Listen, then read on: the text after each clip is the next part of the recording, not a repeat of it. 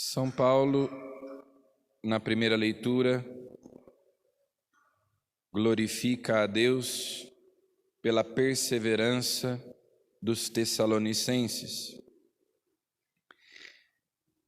e deseja estar com eles para instruí-los na fé, para que eles progridam na fé. São Paulo, como nós sabemos, fundava comunidades, permanecia algum tempo naquela cidade e depois seguia viagem para fundar novas comunidades, pregar o evangelho em outras cidades. Depois escrevia cartas para essas comunidades, para corrigi-las, encorajá-las, instruí-las. E São Paulo recebe notícias de que em Tessalônica os cristãos estavam firmes, perseverantes, vivendo a fé, mas havia correções que precisavam ser feitas.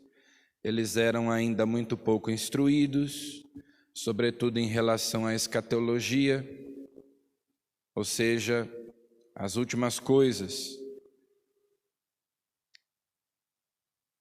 Eles precisavam ainda ser instruídos a respeito da vida eterna, da vinda de Cristo, da parousia.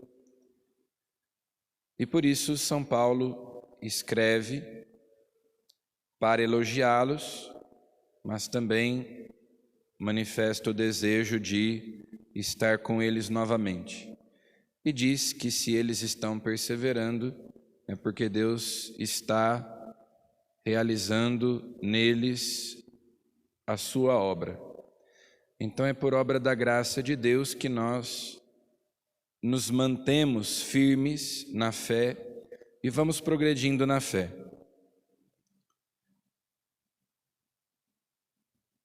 Nós precisamos ir sempre avançando cada vez mais no conhecimento e no amor de nosso Senhor Jesus Cristo. Por isso São Paulo diz: o Senhor vos conceda que o amor entre vós e para com todos aumente e transborde sempre mais.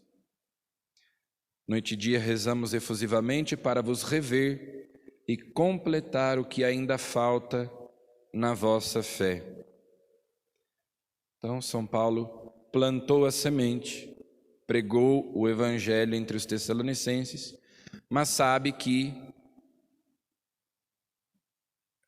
essa caminhada exige acompanhamento para que a obra seja completada. E assim também é na nossa vida. Jesus começa agora no Evangelho de São Mateus a falar sobre a vigilância. E também o Evangelho, a partir de hoje, é escatológico. Jesus começa a falar sobre as últimas coisas: morte, juízo, inferno, paraíso. Jesus fala dessa vigilância que nós devemos ter, porque não sabemos o dia, nem a hora em que o Senhor virá. A morte vem como um ladrão,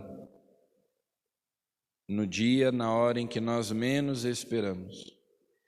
E por isso Jesus, então, fala dessa urgência de nós nos convertermos, de nós estarmos sempre em estado de graça, porque a morte vem de repente e nós não podemos ser surpreendidos por ela. Temos que estar preparados. Quando o Senhor nos chamar, nós compareceremos diante dele, prestaremos contas da nossa vida, compareceremos diante do tribunal de Deus. Por isso ele conta essa parábola dos empregados. O Senhor lhes confia os seus bens. O Senhor nos deu graças incontáveis. O Senhor nos deu o conhecimento, o Senhor nos deu o seu Espírito, nos deu a sua palavra, os sacramentos, e nós devemos administrar essas coisas que o Senhor nos deu, fazer bom uso da vida que de Deus nós recebemos, das graças que de Deus nós recebemos, porque nós haveremos de prestar contas e, em geral, a morte vem de repente, nós não sabemos. Então, por isso, Jesus fala, a partir de hoje, nós ouviremos sempre